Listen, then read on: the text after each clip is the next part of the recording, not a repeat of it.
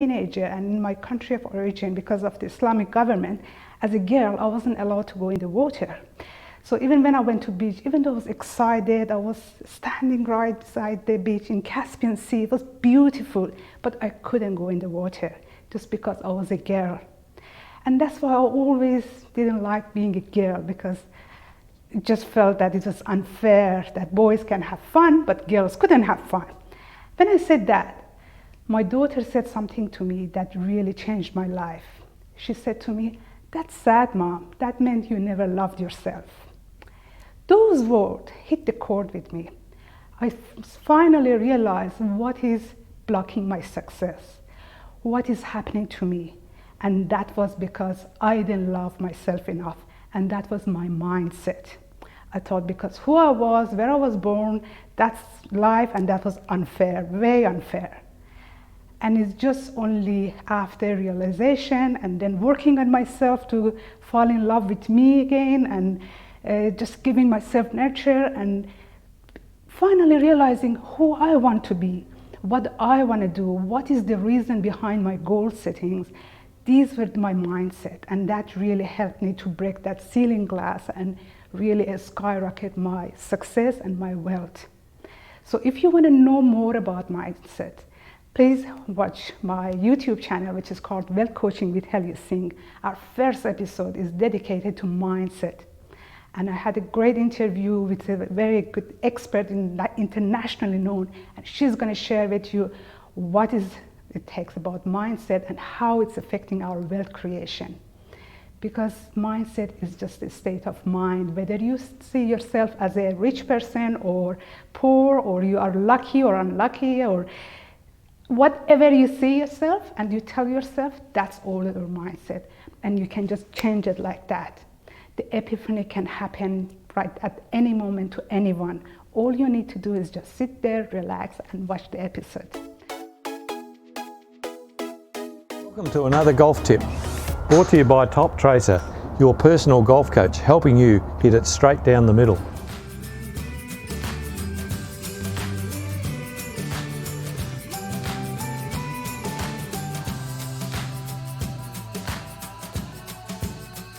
Welcome to this week's golf tip, brought to you by Top Tracer. This week we're going to talk about consistency. So the main important things for getting consistency in your golf swing and your golf ball flight is making sure that you have the correct grip, stance and posture. So what we want to do is just have a simple hold of the golf club. So we bring our hands from our sides, just bring them in together, just take hold of the golf club. Our options are in our grip are overlap, 10 fingers on there, interlock. There's plenty of options. None of them are incorrect or have to do. From there, we want to make sure that we get our posture where we push our backside out a little bit, let our arms just fall down, and from here. And then from there, it's just a matter of swinging back over my right shoulder, through over my left shoulder, and then from there we should be able to get the consistency to get the ball going straight down the middle. We'll be able to do this, and I'll show you by hitting a few shots on Top Tracer how we can use Top Tracer to get and prove that consistency. So let me hit 3 shots and be able to show you how Top Tracer can be your own personal coach in getting that consistency into your golf swing.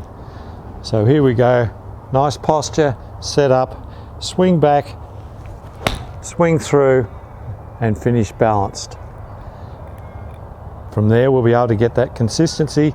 The Top Tracer will show us what's happening on each of those shots. And you can see the importance of finish balanced and keeping the rhythm and timing in your swing to get that consistency. Posture, grip, backswing and through. Well, I hope you enjoyed that tip, and I look forward to seeing you on Top Tracer on the range here at Whaleback Golf Course in the near future.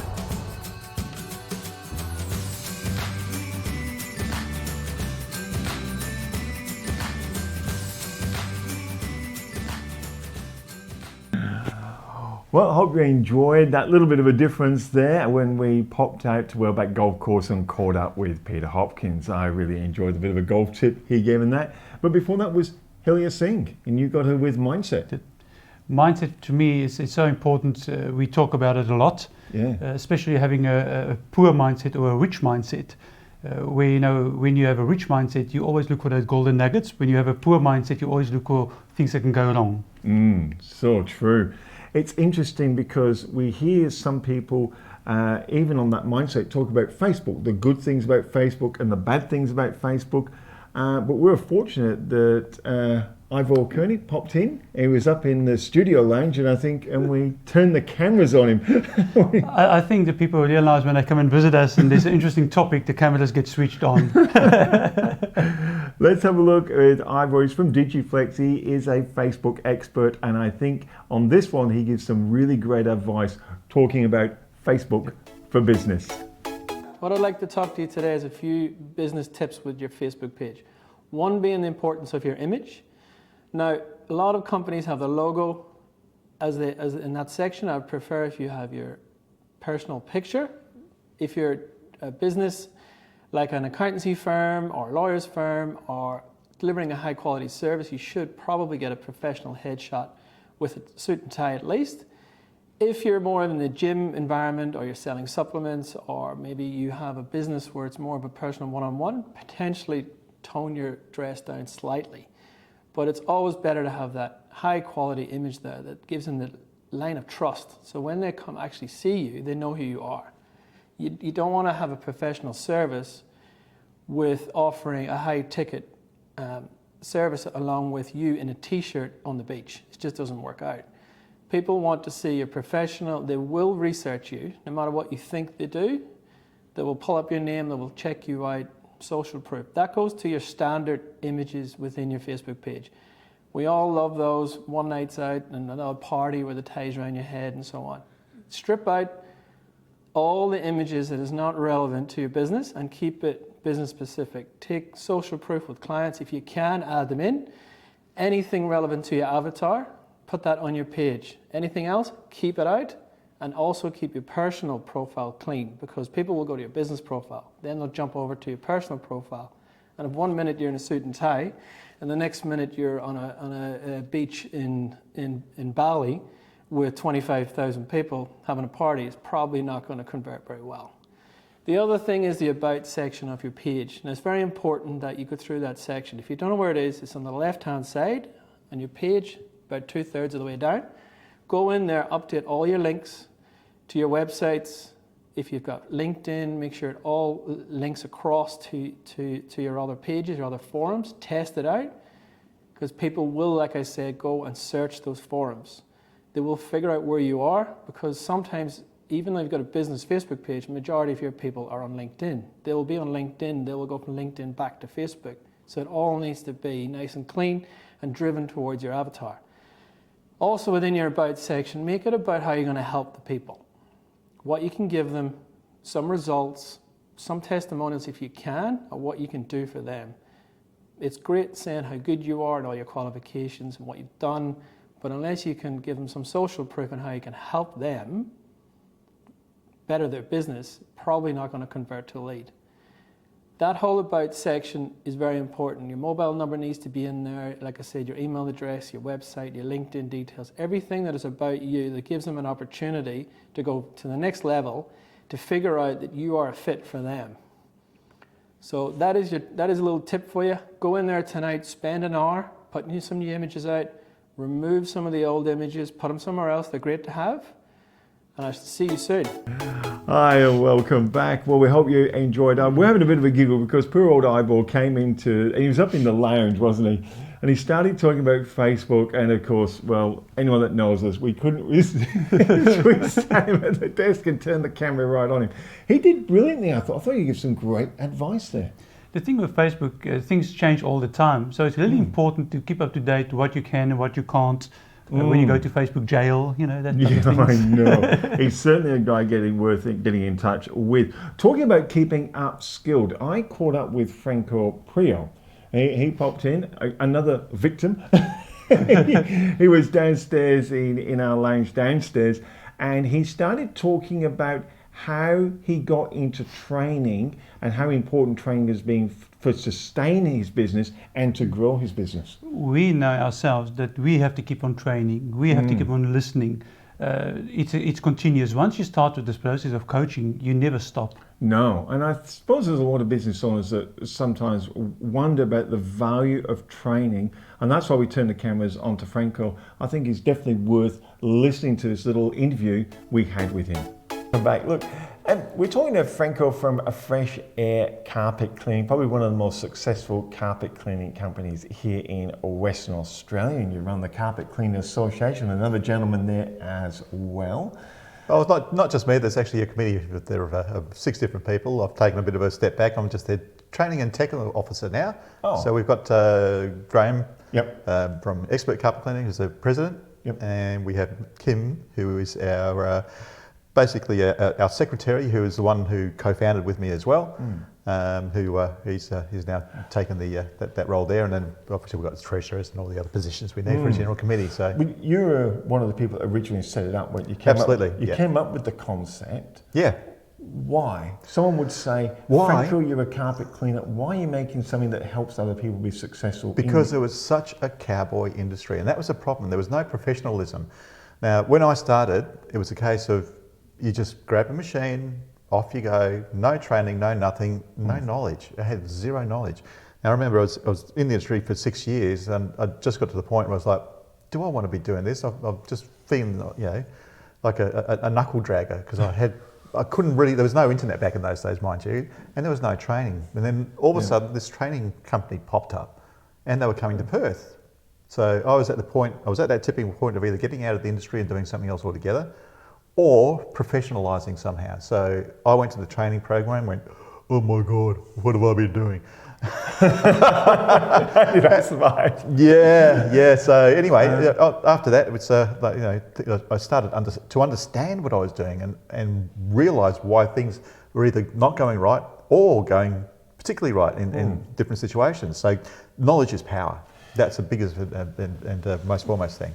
It's interesting because I talk to a lot of business people, and you read a lot of business books, and they'll tell you you've got to get your values, you've got to get your purpose, you've got to get these systems and processes, but not many of them really talk about a base fundamental, and it's your continual training, and you set this system up, but even though you say you've stepped back from the actual running of the organisation, this training is still at your core, still at your heart. Absolutely. And as I said, I really did realise that education was the core of a good business. And it doesn't matter which part of the business you're looking at, you need to learn. I've been in business for 32 years. Do I know everything? I don't know that much. So I'm going through another learning process to try and advance my business as well, because I just got to a point where I felt it stagnated. It's like, I need to do more. So let's go back, let's hit the books, let's start looking at how I can learn to run my business more effectively.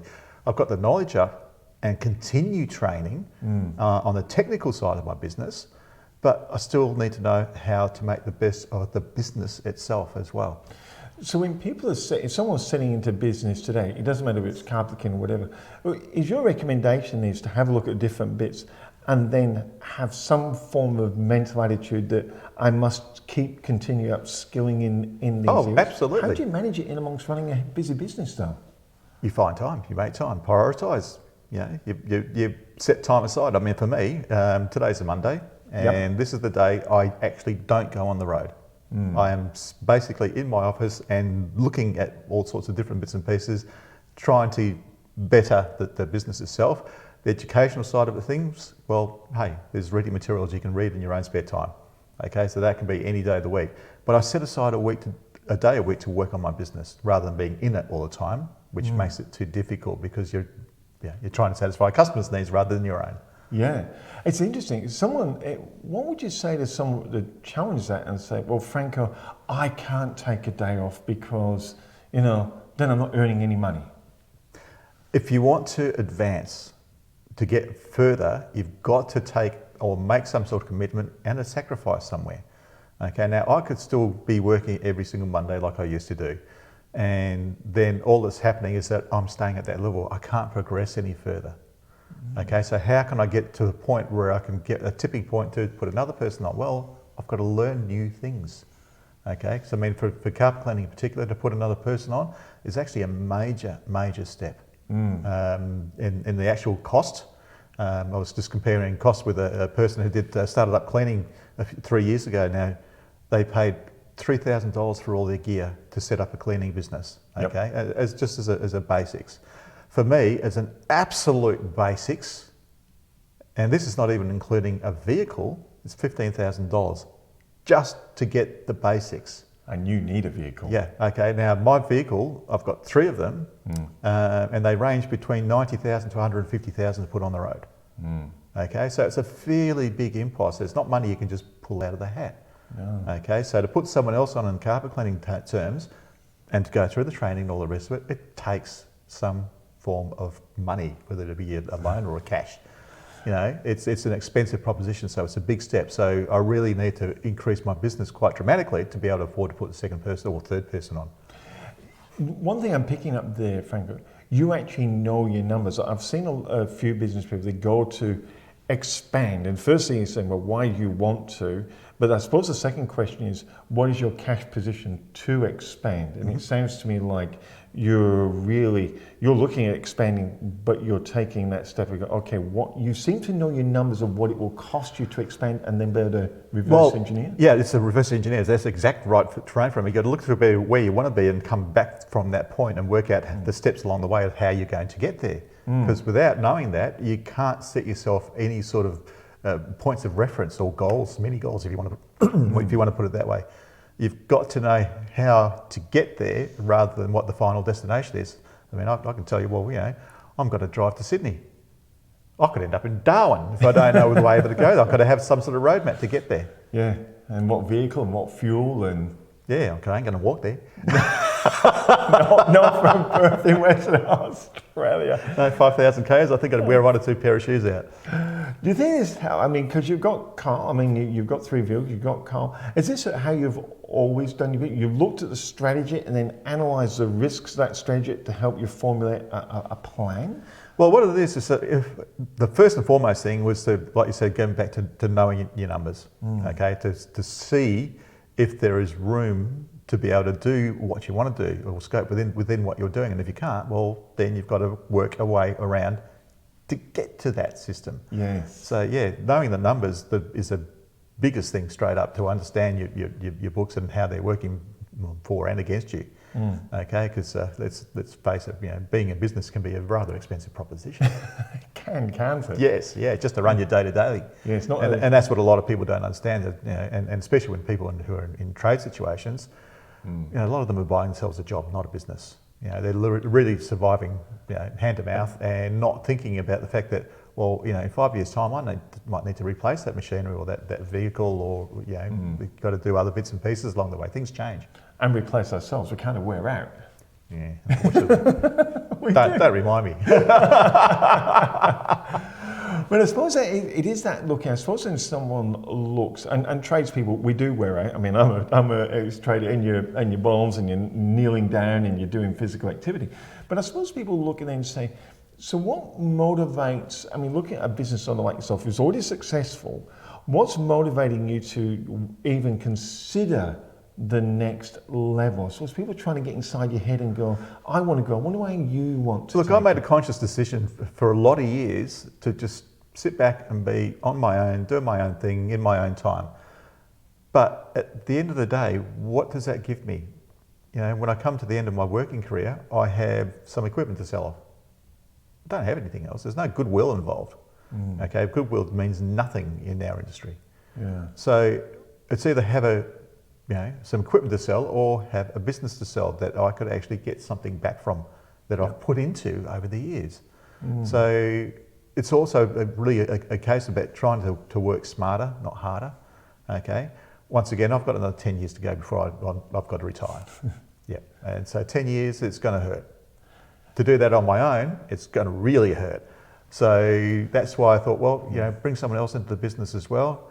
And once I took that step, and it took a bit of pushing from someone else to do it, because I had someone that was coaching me in the background, give me a bit of advice, and he said, "You can do it. You can do it. We can see you can do it." And I thought, "Oh, no, this is what I want it to be." But then, things do change, and I finally made the jump, and it's like, why didn't I do this before? Okay, and that's been part of the learning thing. Yeah. That I learnt that I could do a lot better, and still I've got massive room for improvement. Don't get me wrong.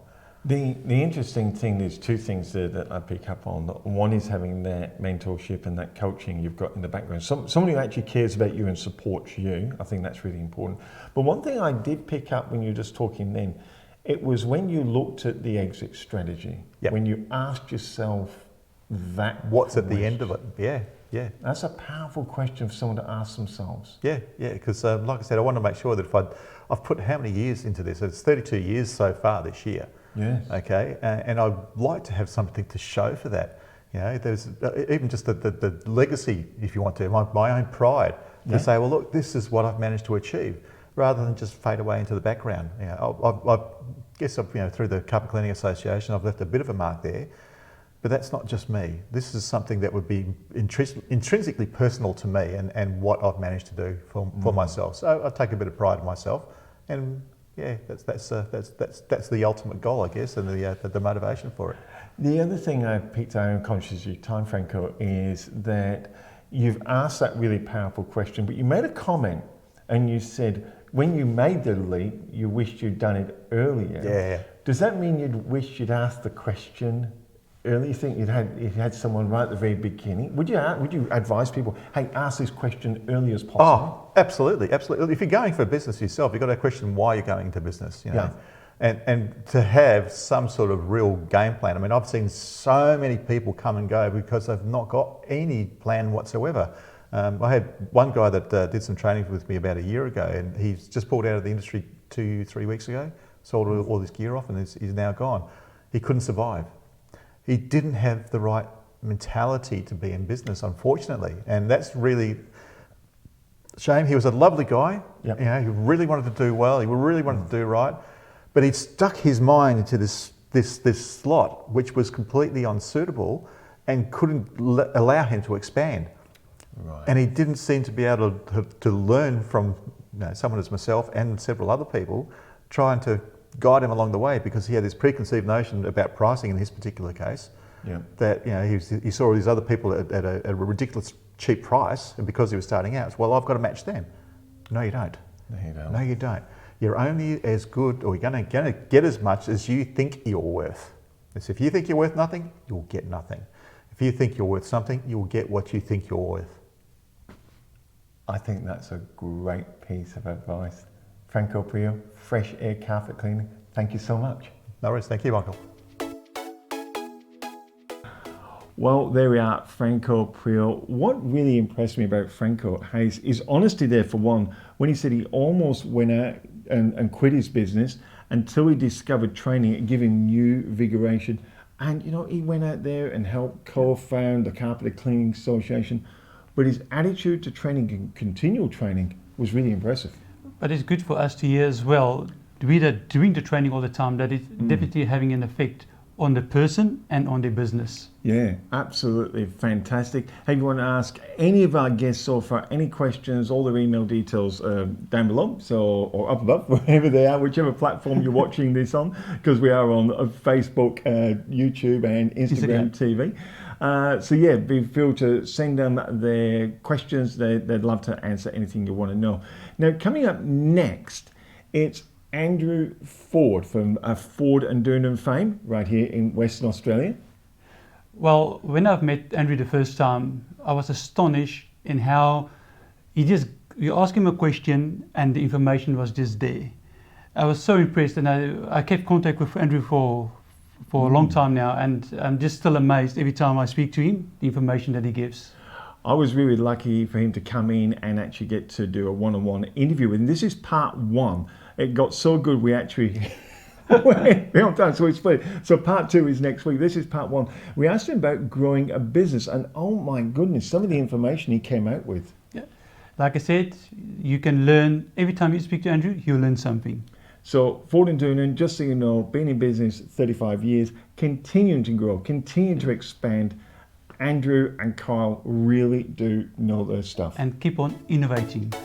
Lots of people ask us about growing their business. Well, one guy who knows how to grow a business, it's Andrew Ford. How are you, Andrew? Well, Michael. But in your consulting capacity, and I really appreciate you coming in, is you actually help people grow, but you have a system you take them through, and sometimes people get a little bit surprised about where you actually start. That's right. There's some key questions I like to ascertain just to really make sure they're on the right track on the growth. So one of the key points, and the first point I normally ask is, why do you want to grow? Because, and that seems like a logical question that would already have an answer, but when you actually ask it, it does stump a few people. And there's a couple of reasons, obviously, there's lots of different reasons, personal motivators. Largely, I think the common one would be money, that we want to make more money, and that's fine too. Yep. It's definitely a driver. Also the challenge, and that's personally been a lot of the appeal to me of business growth, is that challenge that we've sort of reached one level of a business, how do we take it to the next? And just because people say, almost like, oh, you've really reached large enough, you should stop now. It's like, no, just you told me that alone makes me want to grow more. So it can be the challenge, and let's be honest, sometimes it's the ego too for many people too. They want their name up in more marketing, or they want to be the biggest in their industry sector, and that can be another driver. I have found with a lot of business people, it is a challenge. I know I was listening to a talk you were giving one time, and someone asked you, and you used to play squash, so Mr. Competitive anyway. Yeah, a bit like that, yeah. And you were going, and people were going, what, you know, Ford and Doonan, obviously everyone knows you for Ford and Doonan, but you've got a gymnasium as well. Yeah. And people are saying, why are you still, what's driving you? You still got to work, you still turn up, you're still looking for new opportunities. Where do you think that competitive drive? Do you think business people are very similar? They've all got a competitive drive? I think they do, Michael. It's certainly, you sum me up very well. I'm a very competitive person, very, very young age through sport.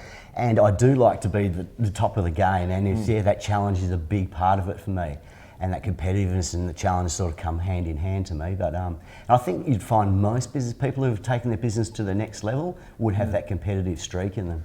So when you're asking them the why question, and I can imagine a few of us would be, oh man, when you're very faithful, you kind of go, oh, hold on, I thought it was obvious. Yeah. Do you start making them write things down and exploring it, and the reason is, oh, I'm competitive, well, why are you competitive, and try and dig a bit deeper? I do, and I've got a worksheet. If we do, one of the ways I like to, with a new client, is do like a 2-hour sort of SWOT type strategic workshop on a whiteboard, and preempting that meeting, I'll send out like, I think 16 questions in there, diving into it. So it gives me a snapshot of the state of the business before I have to ask the same questions in that strategy session. But it also articulates exactly what you said, is one of the first questions is, why do you want to grow? Yeah. And just see what their answer is. And so I give them some leader answers so they know where I'm coming from, and just to see that, because once you ascertain that, it makes it a lot easier to sort of tailor the plan or the suggestion on how they could grow. Wow, do you find that question itself, I do want to move on because you've got some great information, that can be confronting sometimes when you ask it? Yes, it can. Yes, it really makes people stop and think. And I said there's no right or wrong answer, and we've all got our own personal motivators and drivers, so there's not a right answer to there. But so once they've convinced themselves, they've got an answer why they want to, where's the next thing you start taking them through, Andrew? Yeah, the next one, well, just 4 key points. So what's in place for growth? Like saying I want to grow my business is all very easy. It's just lip service, you know? Sounds good, doesn't it? Does sound good. And so it's what have you got in place? So a lot of people just think, okay, I'm going to put a little bit more marketing and that'll be all I need. But as we know, there's a lot more to it than that. So the things like the cash reserves, the financial state of the business. Normally growth costs money. Very few growth stories I've ever come across where they've just grown organically with no additional need or pressure on the cash reserve. So the first thing is to find out their financial position and how much cash do they have, or where's the money going to come from. And what I like about you, because you've actually been there, done it, you actually walk the talk, and people go, yeah, but Ford and Doonan Group, but you go, actually hold on guys, we had a lot of money at the beginning and we didn't take it out, and you had mortgages and you didn't take the money out to pay your mortgages off, did you? You said no, because you knew it was coming. Yeah. Back in those days, my mum was a bookkeeper, so she was very prudent back when we were a micro business. But yeah, and she was very like putting our money in term deposits and that sort of thing, so we couldn't get it. So it was like a forced saving in a way, bless her soul. But you're right, and that led to us being able to grow without debt. And being able to grow without debt is a major thing, to have that burden of the bank not writing you all the time and losing that profitability to interest, of course. That must be a challenge. I mean, you've been and done it, so it's really good that you can say, because they can't argue with you for one. But you must get a few people saying, yeah, but if I just pay my mortgage off, Andrew, I'll have a bit more cash flow. But you go... Look, you talk to, the other line of thinking, and it's good advice, is the first debt to pay down is your personal debt, which isn't tax deductible, and if you have any debt, it should be in the business where it is tax deductible.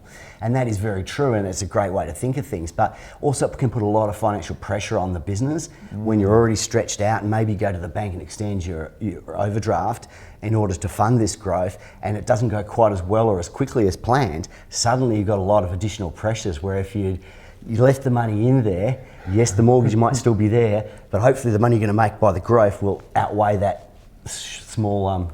You must have some really interesting conversations around that one with people, and not just finance in place, but other things. As you said, people think, oh, I'll just do a little bit more marketing and I'll get more customers. Yeah. But you're obviously going, what are you going to do with them? That's right, because the other thing is your people. Like every growth, most businesses need more people. When they grow. So are those people in place already, or are they going to be easy to get? And of course, not all labour is very easy to source at the moment. No. So growth is great, but if you've got no people to undertake the work, then really it's pointless as well. You're not going to be able to maximise that or in any way. And what systems has the business got? Is it very immature business with paper and everyone's passing post-it notes around, or is it quite advanced with CRMs and ERP systems? And I'm not saying you need that to grow, but you have to think about the volume of businesses coming in versus what it is now, and how we're going to manage that effectively. And remember to invoice clients and the fundamental things that you think are obvious that that people forget, because someone else is meant to be doing that. Oh, I didn't check that. Didn't have the system in place for the check. Yeah, I've come across a lot of businesses, and our basic thing is, check the debtors, creditors, and cash in the bank. And all of a sudden you're going, well, why is this money not being collected? Yeah. And they, we sent them an invoice. Yeah, exactly, no one's chasing it up. And the classic thing we'd all be familiar with too is paper profits. And you go to your accountant at the end of the year and, we made X amount of dollars profit, and you go, where is the money? It's not in the bank account. I haven't taken it out as dividends or salaries. So where is the money? And of course it's tied up in all the business of debtors, creditors, all that sort of thing, and timing of cash flow. And that can be a real burden if you're banking your business decision on a paper profit that really doesn't exist. Talking about paper profits that don't exist, I have a phrase called spreadsheet millionaire, and I've seen a lot of people put spreadsheets in front of me and show me this is what will happen. Well, it's not will happen. This is what. Do you find that sometimes businesses over project, or they project these lovely figures that all look good on paper? Yeah, and I've done it myself with many of my little business ventures that I've modelled out to scale up, and they all look great on paper, don't they? And I normally try to do scenarios. I do sort of like the ideal scenario that we're referring to there, Michael, and then maybe a realistic, and what happens if it doesn't go well at all? What's the ramifications of that? For example, when I bought the gym, I ran exact same scenarios, and the best scenario hasn't yet come to fruition, I hasten to add. The realistic one has. But I also said, okay, if I lost 30% of my members in the gym, how would that affect the business and the P&L? And then I back calculated it to the break-even point of number of members I'd need to be paying all the bills. So you need to think all the scenarios, good, bad, and likely. So when you're with people, you're one of these people that is saying, okay, when we strategize, they have to understand the risk that's associated with it. So you're not a negative person anyway. No way. You're just more realistic. You're saying if you're prepared, and then you can make a decision, are you willing to accept that result? That's right, and the risk you mentioned a moment ago is so true, is what are we actually risking? Are we risking just that extra $50,000 or $100,000 that we've earmarked to be spent on the growth? Or are we risking the whole business? If it doesn't succeed, it's win or all or nothing sort of scenario. And then what effect does that have? Does that mean you lose the family home? So some risks you have to really weigh up very carefully. And if the risk is too great, everyone's got a different risk appetite. But personally, I wouldn't be risking my house or my whole business on a growth strategy.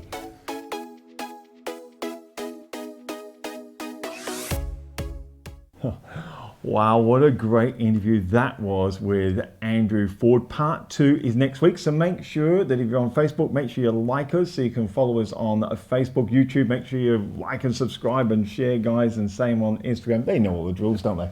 But I think it's important to share the information as well. Yep. We give the information for free so you can build your business. So if you think one of your friends or business can use the information, just share it to other people. Yeah, and look, if you know someone, or maybe it's yourself, that'd like to come on the show and share your wisdom and your learning as well, hey, just drop us that email at info@worthingtonstoop.com, the producers of this show. We would be delighted to hear from you. What a show it was. Geez. I know that a lot of you got a lot of information, gold nuggets, but what is the secret now? Take action and do something with that information. Look, we'd like to thank our very special guest, Mr. Peter McClernand. We had Ivor Cleary on, we had Helia Singh, Peter Hopkins with the golf tip. I thought that was great. We had Franco Prio and, of course, Andrew Ford. Look, all the guys' contact details are below if you want to check them out in their businesses. And so is all our links for our Facebook, Instagram, and YouTube. We'd love to have you follow us and like us and support us so we can keep producing this show for you. And I think that about wraps it up for this week's show. Looking forward to next week.